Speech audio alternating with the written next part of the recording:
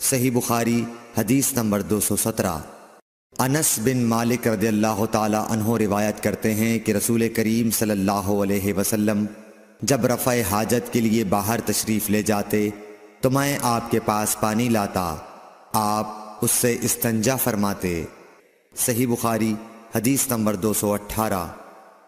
ایک مرتبہ رسول اللہ صلی اللہ علیہ وسلم 2 قبروں پر گزرے تو آپ نے فرمایا کہ ان دونوں قبر والوں کو عذاب دیا جا رہا ہے اور کسی بڑے گناہ پر نہیں۔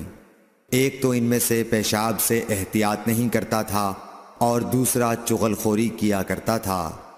پھر آپ صلی اللہ علیہ وسلم نے ایک ہری ٹہنی لے کر بیچ سے اس کے 2 ٹکڑے کیے اور ہر ایک قبر پر ایک ٹکڑا گاڑ دیا۔ لوگوں نے پوچھا کہ یا رسول اللہ آپ نے ایسا کیوں کیا؟ آپ نے فرمایا شاید جب تک یہ ٹہنیاں خشک نہ ہوں ان پر عذاب میں کچھ تخفیف رہے۔